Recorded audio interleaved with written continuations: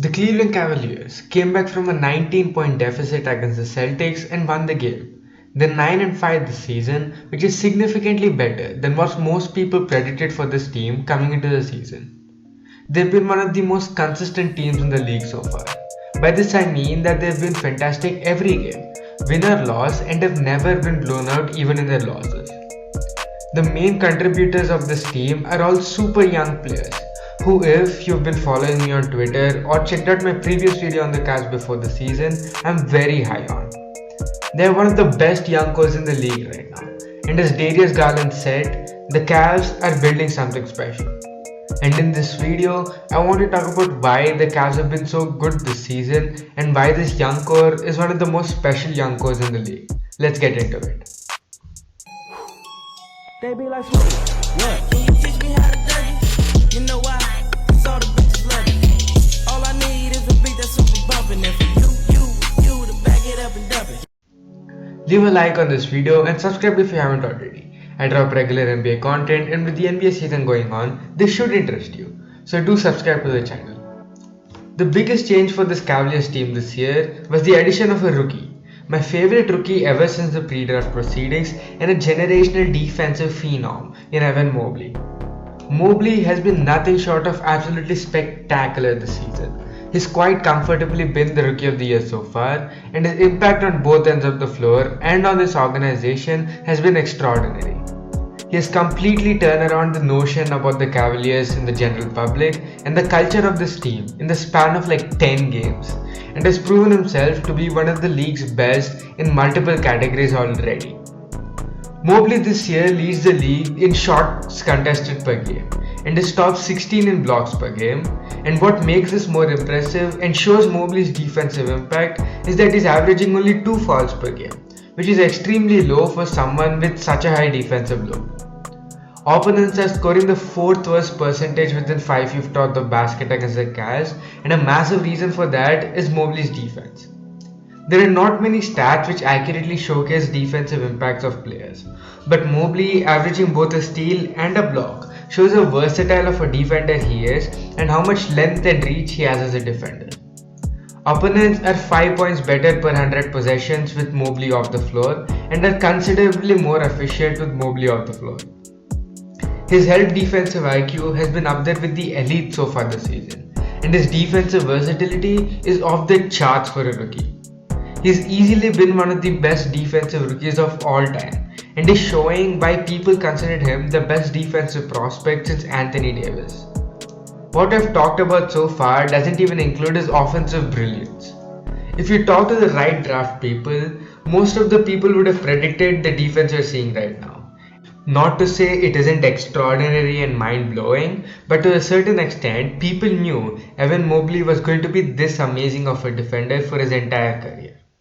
What people didn't see coming, and why Mobley has actually exceeded expectations, even though people have been ranking him so highly ever since high school, is how good he has been offensively as a rookie. A part of this also has to do with where he has been drafted, as the Cavs having 2 pass-first point guards to set him up in the right positions definitely helps, but that doesn't take away from how brilliant he has been offensively. He's averaging 17 points per game and 2.5 assists per game per 75 possessions this season on 53% from the field and 33% from 3 on 1.7 attempts per game. He has been great as a roll man, averaging 3 points per game off the roll, and has been the most impressive as a shooter, shooting 45% from 10 to 16 feet on 1.6 attempts per game. He's shooting above league average from almost every zone within the 3-point line. And of course, these are subject to change because one bad shooting outing can change these averages this early into the season. But what's important is how consistent he has been with them so far and the major flashes he has shown at both as a mid-range shooter and a 3-point shooter. The main reason they're able to work with the 2 big lineup of him and Jarrett Allen offensively is Mobley's consistency as a shooter, and for a rookie, that's very impressive. He's shown flashes as a post player too, on players like Jason Tatum, who's one of the league's premier defenders. He's only posting up just over 1 time a game, but the flashes he has shown is what's most important as a rookie, and they have most definitely been there. And finally, his playmaking. This season, Evan Mobley is averaging 2.5 assists per game per 75 possessions and 4.5 potential assists per game, which ranks 8th in all rookies and 14th in all players considered as centers by NBA.com. With the flashes he has shown on the post, he should only receive more scoring gravity, and as he gets stronger as a player and receives more attention from defenders, he'll be able to make more players open. He's an elite passer for a big man and should only get better as time progresses.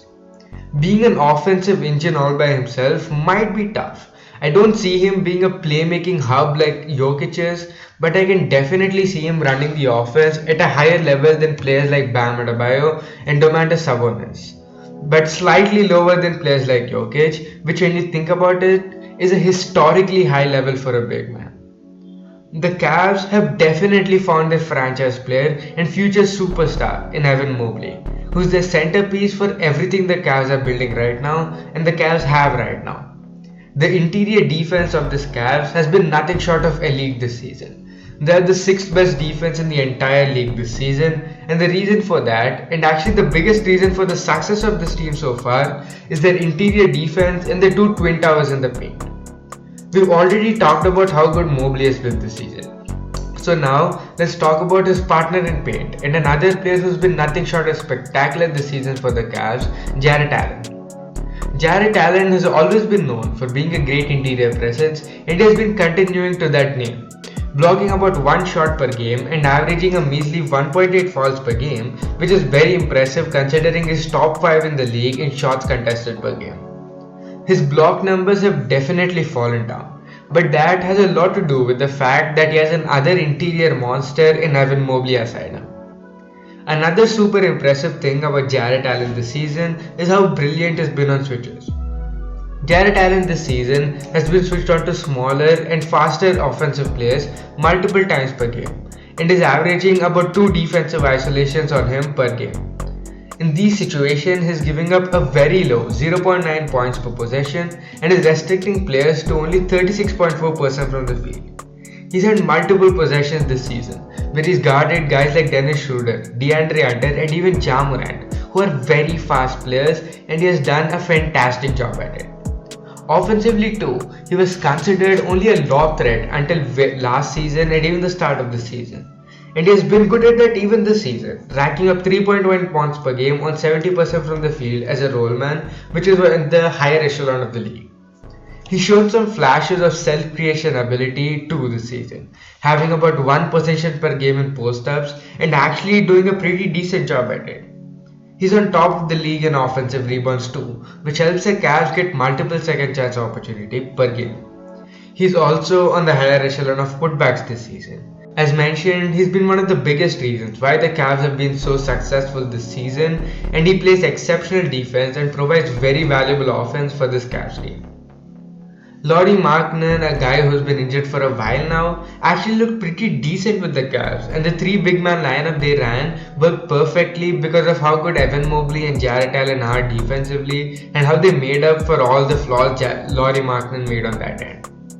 This allowed them to play around offensively with multiple lineups, and though Lauri Markkanen has been inconsistent in the games he has played, there are brief periods in like random third quarters in games where he's really good for the team and shows flashes of what that lineup can be. Kevin Love too has actually been pretty decent this year for the Cavs. Isaac Okoro has been slightly underwhelming this season offensively, but his point of attack defense is something which can be devastating alongside Mobley and Allen. All he has to do is develop a consistent 3-point shot, which I'm pretty sure he will. After all, he's only a sophomore, and this will allow the Cavs to be an amazing two-way team for years to come. But one of my favorite players to watch this season, and a guard who has been exceptional this season for the Cavs, is Darius Garland. Garland has unlocked both Mobley and Allen offensively and deserves a lot of credit for what he does on that end for this team. He's a pass-first point guard who's an improving off-ball player and a guy who can create his own shot to an extent.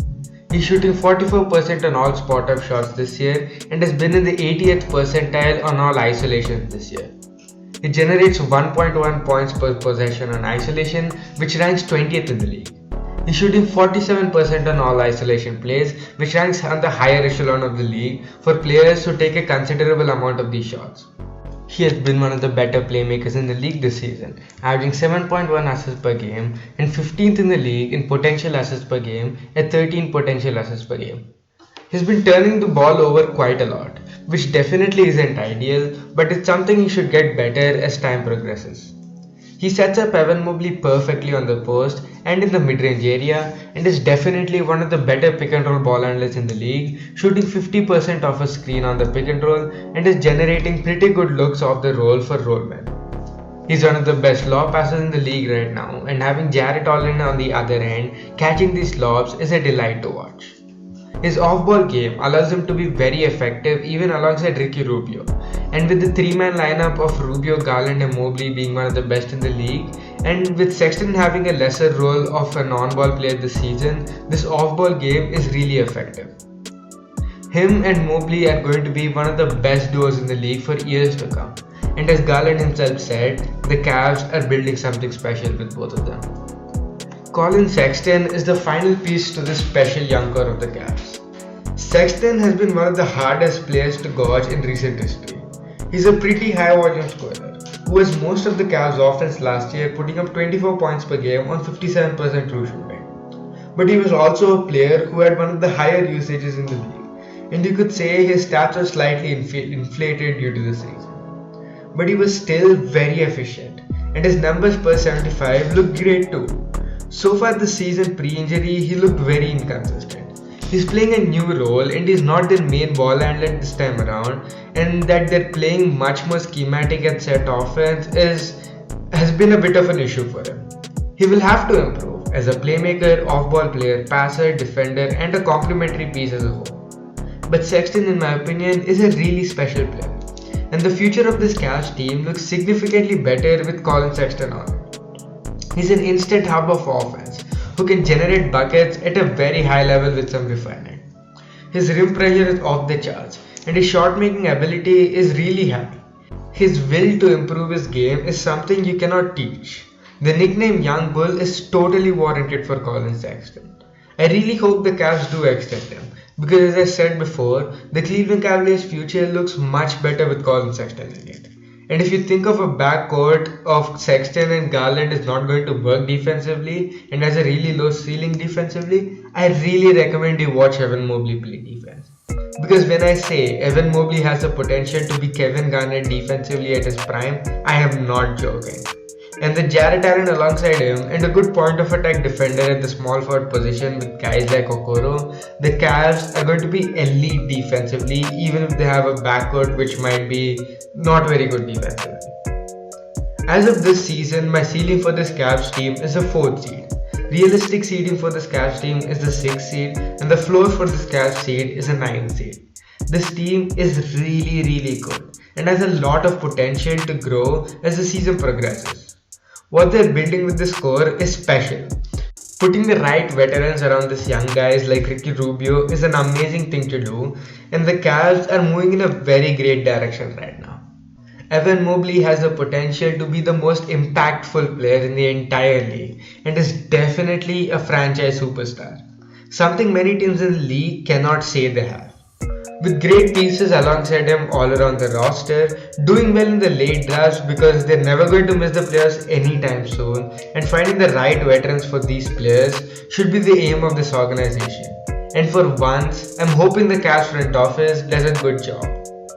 With that, we've come to the end of the video. Please be sure to leave a like on this video and subscribe if you haven't already.